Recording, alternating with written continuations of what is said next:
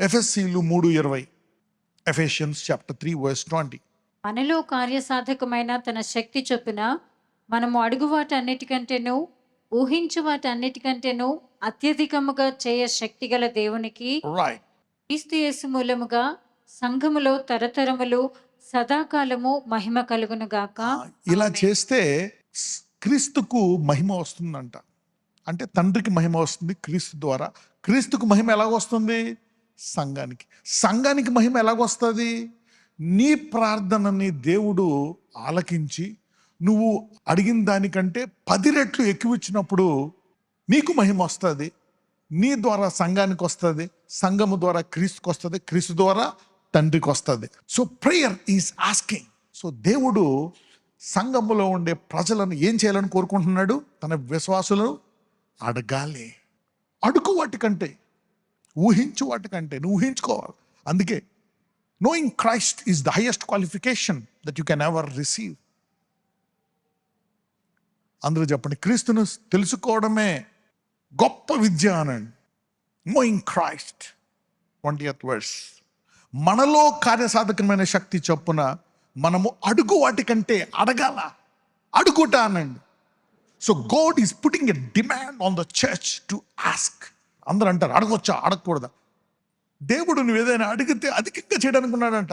దేవుడు అంటున్నాడు put a demand on me.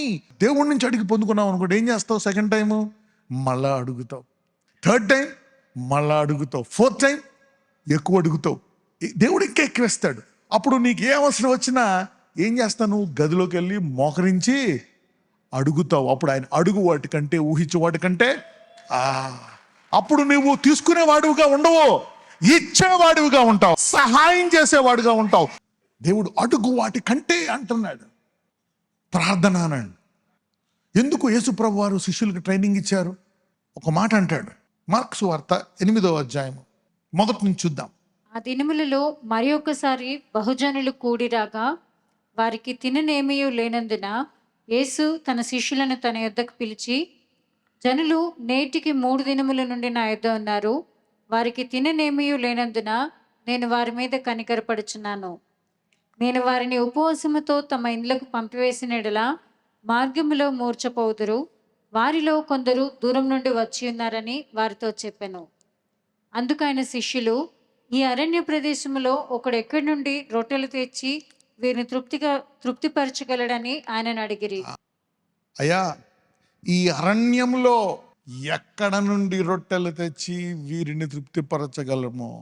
ఈ అరణ్యంలో ఆయన చెప్తున్నాడు, ఆ మోషే కాలంలో 40 సంవత్సరాలు నేనే పోషించాను. I'm the same Jesus from heaven, Jehovah Jireh. ప్రార్థిస్తే ఎంత అడుగుతావు? దానికంటే ఊహించు. 2 డేస్ ఇవ్వడానికి చూడు, ఎడారిలో ఇచ్చాను నేను 8.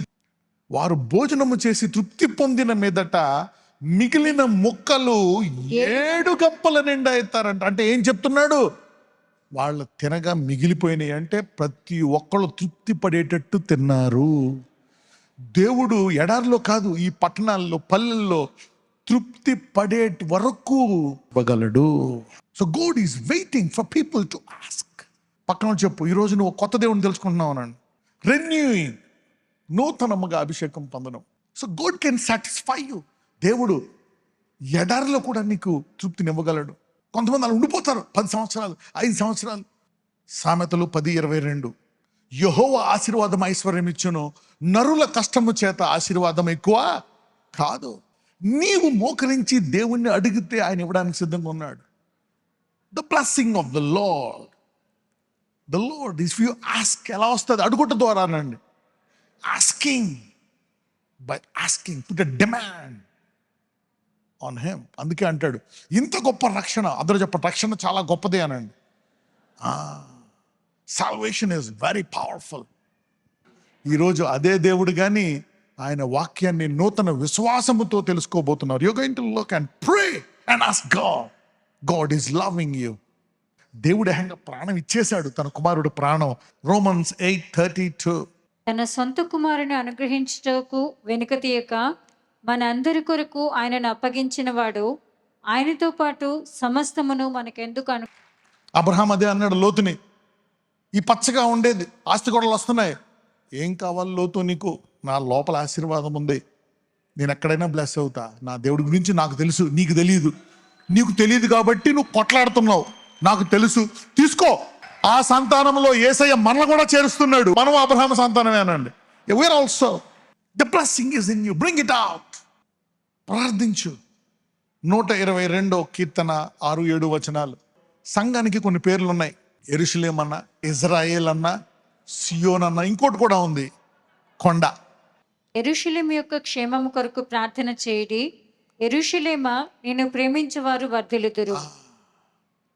Pray for the peace of Jerusalem, they shall prosper that love thee.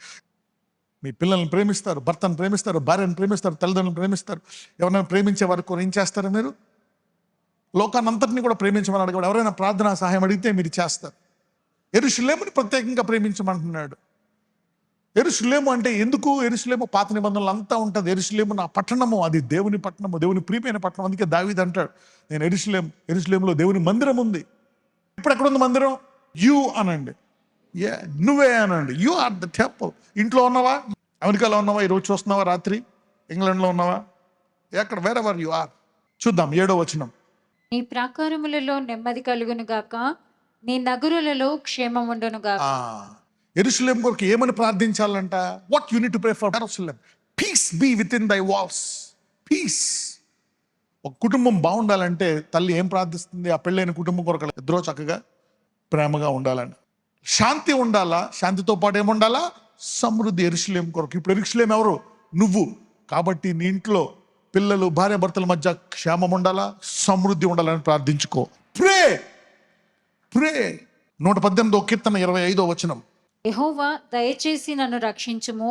యెహోవా, దయచేసి అభివృద్ధి కలిగించుము. He is asking, please God, save now, I beseech thee, O Lord, I beseech thee, send now. రేపు అంటున్నాడా? ఇలా నన్ను ఏమంటున్నాడు? now. ఎడారిలో ఈ మన్నా, వృద్ధులైనా, చిన్నోళ్ళైనా, పెద్దోళ్ళైనా ఆ ఎడారిలో నువ్వు అడక్క ముందే నీకు రావాల్సిందే. If you pray, God can do that. ఒక కుటుంబంలో ఒక వ్యక్తి విశ్వాసం ఉంటే చాలు, కుటుంబం అంటే ఆశీర్వదించబడుతుంది. నీవు వాక్యాన్ని తెలిస్తే నీ కుటుంబం వంశానికి వెలుగవచ్చు. నువ్వు you can be a light to the whole world. యేసుప్రభువు 12 సంవత్సరాలకే మందిరానికి వెలుగయ్యారు. At the age of 12 he became the light of the house. As he is, so are we.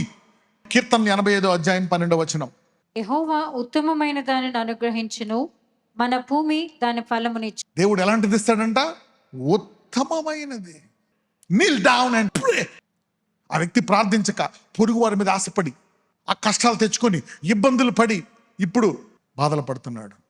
పక్కన వాళ్ళకి చెప్పండి, ఈరోజు మనము పరిపూర్ణ సమృద్ధిని దేవుడి నుంచే పొందుకుంటున్నామనండి. 66వ కీర్తన 12.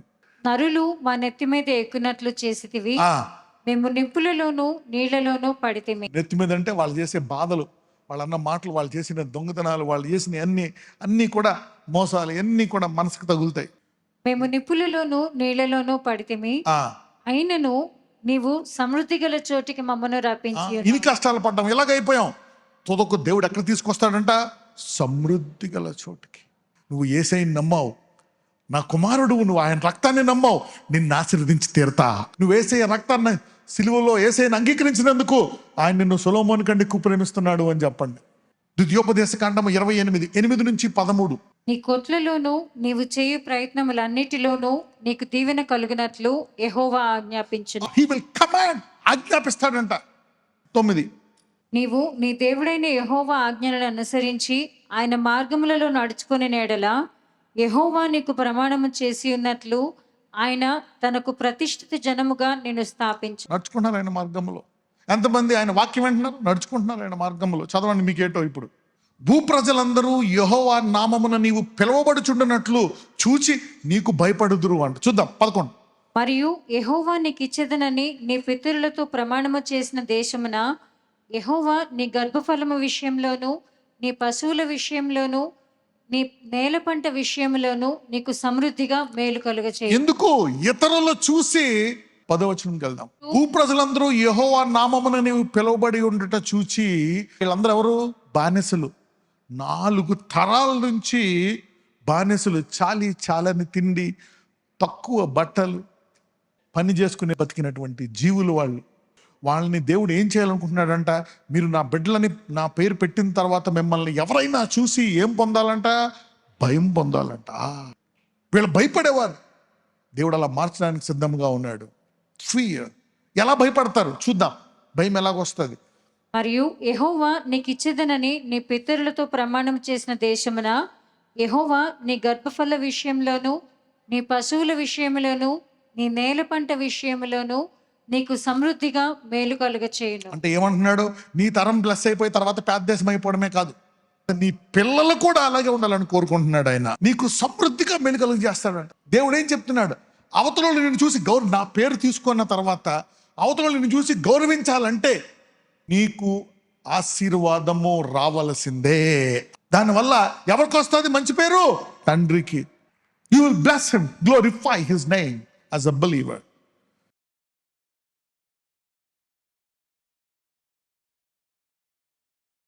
నజరేయుడైన యేసయ్య, నువ్వు చెప్పిన ప్రకారం నా సన్నిధిలో అడగమను, నేను అడుగు వాటికంటే ఊహించే వాటికంటే ఆశీర్వదించు దేవుడు. నన్ను అడుగు వారికి నేను గొప్పగా ఇచ్చువాడను. నీ ప్రజలను ఎలాగా నువ్వు వెండి బంగారంతో పట్టుకొచ్చావు అలాగే నీ బిడ్డలను ఆశీర్వదించమని.